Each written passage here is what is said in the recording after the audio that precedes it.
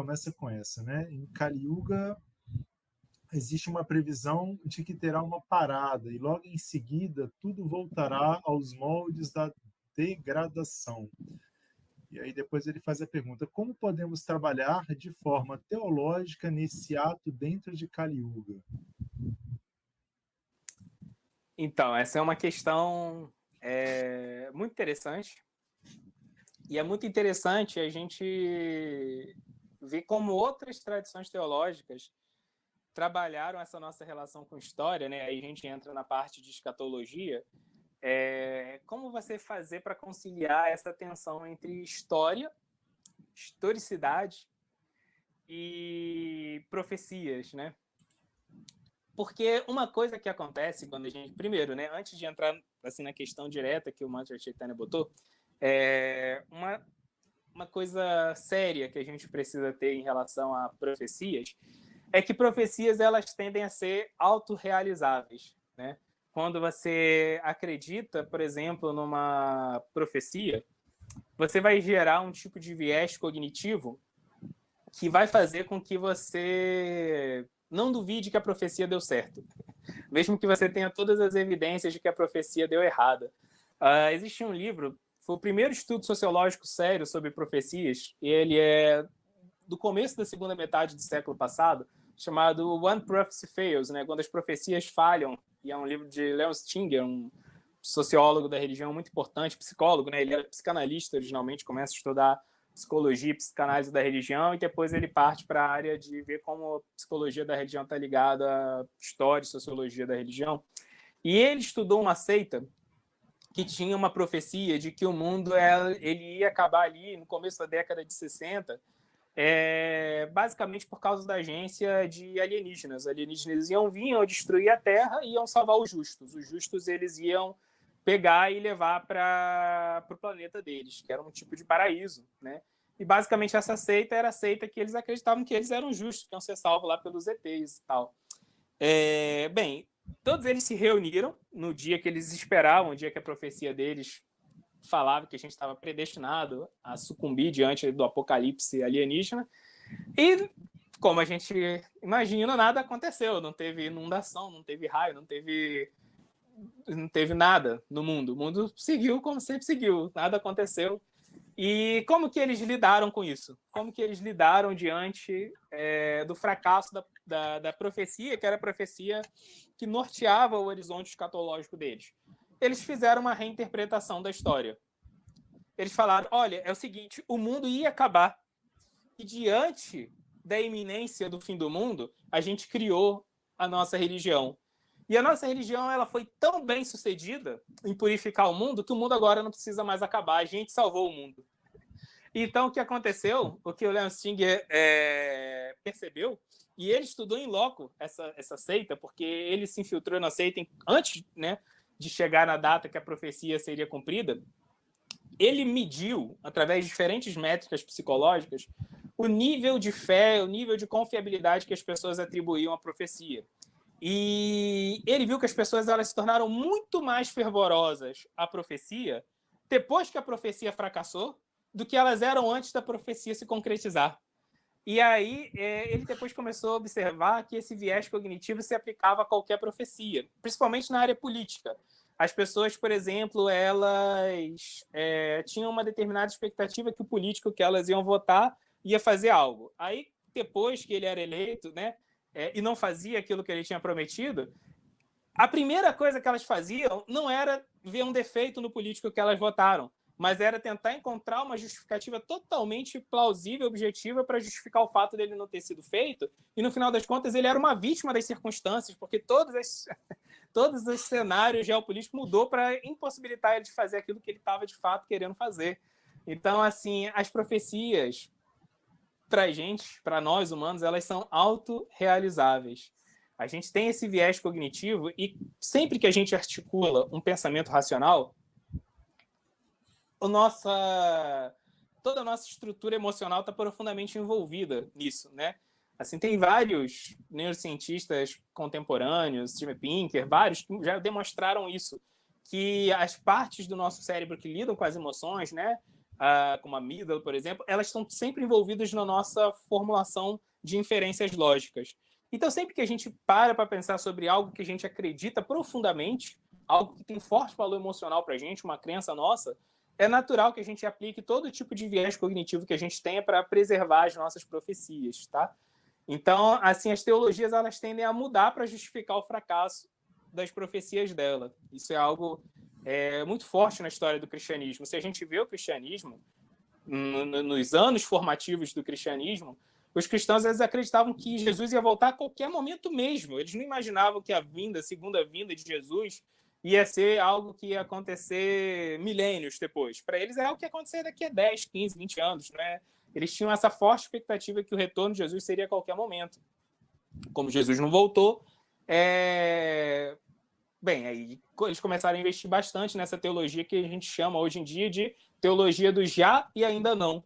Jesus já voltou porque a história foi impactada pelo cristianismo, mas ainda não voltou porque ele vai voltar num tempo que só cabe a ele, Deus Pai, saber. Então, assim, eles tiveram todo um período de reconfiguração teológica para poder se ajustar à profecia deles que não cumpriu, e para eles a profecia deles está sendo totalmente cumprida, profecia autorrealizável. Então a gente tem que ter muito cuidado como a gente lida com as nossas profecias, tá? A gente está muito certo de que é isso que vai acontecer. Em 10 mil anos, sim, tudo vai prosperar, mas depois vai ter um período de degradação da civilização acentuado por causa da Era de Cálio. Gente, essa é a nossa expectativa teológica. E o que é a realidade? Bem, a realidade é que a gente está vivendo diante de um período histórico muito conturbado. A gente não está vendo as coisas assim se consertarem de acordo com as nossas expectativas. Santos nomes estão sendo propagados por todo o mundo, como nunca tinham sido propagados, mas a gente está diante de um período de perigo iminente real, assim, para toda a humanidade, causado pela crise climática. A gente está tendo um período de transformações climáticas, transformações profundas nos nossos biomas, que a gente nunca experimentou. As transformações dos biomas estão acontecendo 10 mil vezes mais rápido do que aconteceram em qualquer período da história. E a gente tem, assim, milhões, não dezenas, não centenas, mas milhões de evidências de que a gente entrou numa 6ª extinção em massa. Extinção em massa é quando pelo menos 70% da vida da Terra acaba muito rápido, né? Então, assim, a gente está diante de um período que parece mais uma descrição do final da Era de Cálio do que a Era Dourada que a gente está vivendo. Então, como que a gente faz para dialogar, né, diante da nossa expectativa teológica com as evidências que a gente tem tido, né, do desenvolvimento do mundo? Diferentes cenários. No cenário climático, no cenário político, né? Existe o que é chamado de Doomsday Clock, que é um relógio do juízo final, que é um medidor de proximidade que a gente está de um evento de extinção da humanidade, principalmente por fatores ocasionados ligados à guerra nuclear. Né? O Boletim de Cientistas Atômicos mantém esse relógio do apocalipse, do juízo final, desde o final da Segunda Guerra Mundial.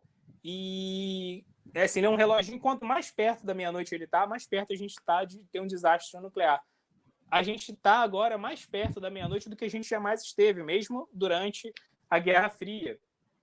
Então, como conciliar a nossa expectativa teológica com o que a gente tem de realidade se apresentando diante da gente? E não adianta fugir da realidade, porque a realidade ela se impõe.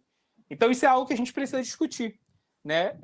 Eu não tenho a resposta. Sinceramente, essa pergunta do Mantra Chaitanya é a resposta que tira o meu sono há muitos anos, sendo bem honesto. Eu não sei te responder, Mantra Chaitanya. E eu acho que, sinceramente, ninguém vai saber te dar uma resposta, porque para responder essa pergunta, a gente primeiro tem que conversar, a gente tem que debater, dialogar, sem pressa de chegar numa resposta, mas com muito cuidado para chegar numa resposta honesta, né? E aí entra uma ferramenta muito importante para o desenvolvimento e amadurecimento teológico de qualquer tradição espiritual.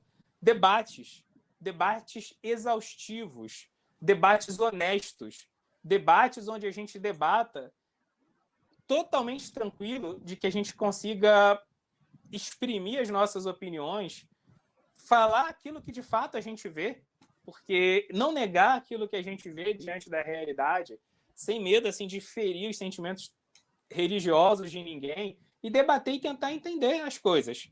A gente vem de uma tradição que se desenvolveu a partir de debates. A tradição do Vedanta sempre foi uma tradição muito focada em debates, né? Debates honestos.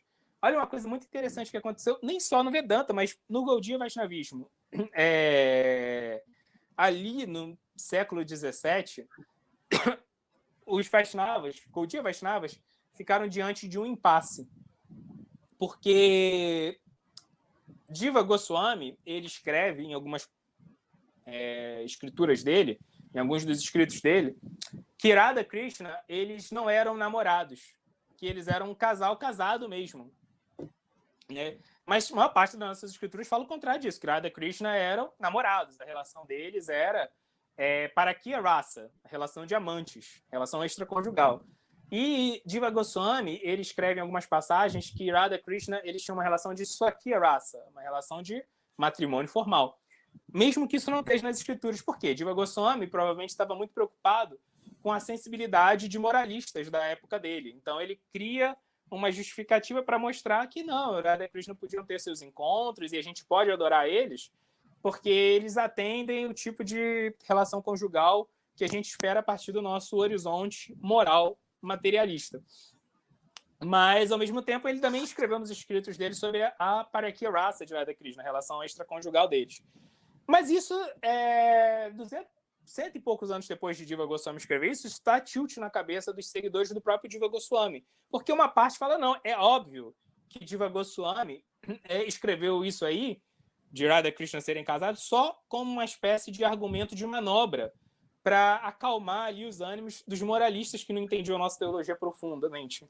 E outros seguidores de Jiva Goswami falam, não, ele está fazendo uma revelação, ele está acrescentando uma informação importante sobre a revelação da relação entre Radha Krishna. Por fim das contas, eles decidiram falar, olha, o negócio é o seguinte, não adianta a gente fingir que não existe essa polêmica, não adianta a gente fingir que a gente está discordando sobre esse ponto, não adianta a gente fingir que esse não é um ponto importante, que não dá para a gente não discutir. Então vamos sentar e vamos discutir esse ponto teológico sem pressa para chegar numa conclusão, mas quando a gente chegar numa conclusão muito robusta. E aí o que acontece é que eles debateram por muitos e muitos meses, né? Eu acho que chegou até quase 4 anos de discussões, e existia uma série de regras no debate, eles fizeram regras formais de lógica pelo qual eles tinham que seguir no debate, e é muito interessante que no final, quando eles chegaram numa conclusão, e a conclusão era de que a relação de Radha Krishna é de parakya, a relação extraconjugal, eles escreveram isso num documento, todo mundo concordou no final, e eles lavraram esse documento em cartório, no tipo de cartório da época.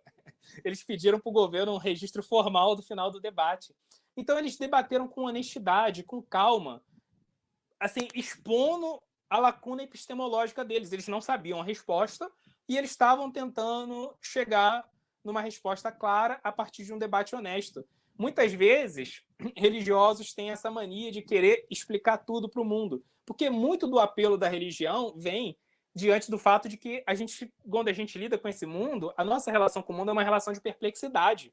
Esse mundo o tempo todo puxa o nosso tapete, a gente olha para o desconhecido e a gente se sente inseguro. E aí, quando a religião chega e traz todas as explicaçõezinhas detalhadas para tudo, uma resposta fechadinha para qualquer coisa, isso traz um acalento. Mas muitas vezes esse acalento é um acalento desonesto, porque muitas vezes as respostas que a religião dá, elas trazem conforto psicológico, mas elas não estão assim, falando para a realidade.